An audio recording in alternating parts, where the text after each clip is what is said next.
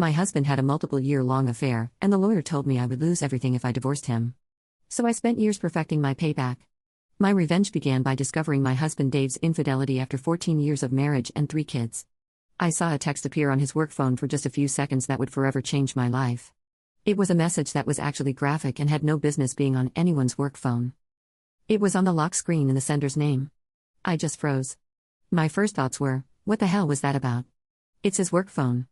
That kind of message gets people fired. Then it hit me. Was Dave having an affair?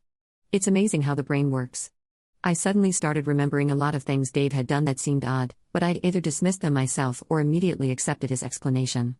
He was always walking out of the room to answer a call or return a text and claim that it would violate HIPAA. He was a nurse.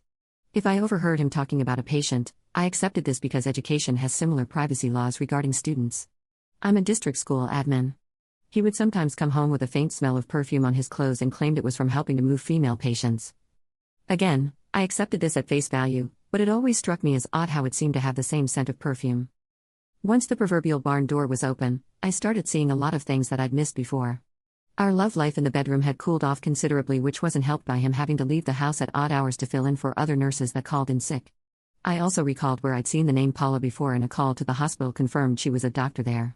For the next week or so, I was walking around in daze trying to put all of the pieces together. One of our kids had left a book in Dave's car, so it was an excuse to visit the hospital. My kid went up to get Dave's car key. I talked to a nurse in the lobby and joked about how work phones seem like a blessing, but all they do is put you on call 24 hours a day. This led to her eventually telling me that the hospital was too cheap to give cell phones to nurses, so only high-level executives got them, which didn't include Dave. With pretty much everything confirmed, I took some personal time off the next day to talk to a divorce lawyer. The news she gave me was horrible. We lived in a community property state with no-fault divorce. I made more money than Dave. He'd been the primary caretaker of the kids, and we've been married for more than 10 years. Basically, if I filed for divorce, I'd be screwed. Lose the house, pay alimony, he'd get a huge chunk of my retirement, and I'd pay child support for the next decade unless I was lucky enough to be awarded joint custody. The worst thing she told me was that it didn't matter that he cheated. It didn't matter. I was crushed. There was only one person I could trust with this kind of information. She was a fellow teacher that had also made the jump to administration, but was stuck at a school site. Let's call him Andy. Andy had been married at 19, but his marriage was annulled when his wife got pregnant from another man. Since then, he'd focused on his career, and we'd found we were kindred spirits in a lot of ways regarding K-12 education. I talked to Andy. He said something to me that changed my whole mindset. If you don't like the hand you're dealt, change the deck. I realized I had 2 problems. I made more money than Dave, and he had more time than me to be the primary caretaker of the kids. The second issue was actually kind of easy. At every district office, there are jobs that are fast tracks to higher positions, and there are jobs that administrators suffer through. One of these dead-end regulatory positions was open again. I sat down with our district superintendent and asked about being transferred to that position. At first, he was shocked, but I told him that it was my time to take one for the team and it would fill a hole in my admin experience. He agreed. It was really just crunching numbers with no personnel or student interaction, so I could set my schedule, even take a laptop home and work there. With my new free time, I began taking the kids to school, picking them up from school, and taking them home. I'd help them with their homework, make dinner. Goal was to become their primary caretaker. I can't explain how much I really enjoyed taking a more active role in their day-to-day lives. My salary hadn't been reduced, so I needed to find a way for Dave to make a lot more money than he was in his current nursing position. I remember Dave being mad that his supervisor told him in the future, bachelor degrees will be worthless and everyone will need at least a master's degree. Dave had worked hard to get his bachelor's, and that supervisor's comment peed all over his hard work. I talked him into starting a master's program. I told him that since I had a much more flexible work schedule, I would keep taking care of the kids.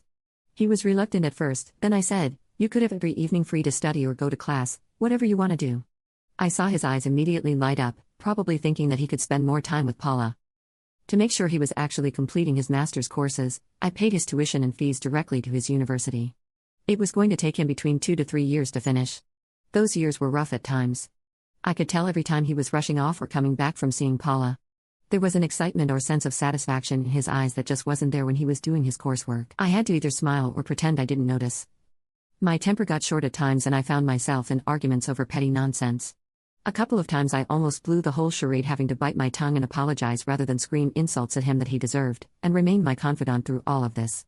I'd recommended him for my previous fast-track position and he joined me at the district office. Andy was qualified, hardworking, ambitious, and only needed his foot in the door to impress the higher-ups. I even got a few pats on the back for recommending him after he impressed everyone. Andy and I started our own affair. It wasn't some hot-blooded passionate romance, but two friends giving each other what they need. Without Andy, I wouldn't have been able to maintain the charade of being the oblivious cuckold. But when Dave would come home smiling after spending time with Paula, I was able to bear it, smiling back because I had my own lover. After 3.5 years, Dave completed his master's and was promoted at his hospital. His salary went up substantially and was now higher than mine. When the kids and I made him a congratulations dinner, I made a joke about him being the breadwinner for the family. With these new facts, he drafted the petition and filed it. When the kids were with my mother, I had Dave served. The deputy knocked on our front door and I let him in, pointing at my husband. He asked his name and then handed him a copy of the divorce petition. With the deputy standing there, I told Dave I wanted a divorce.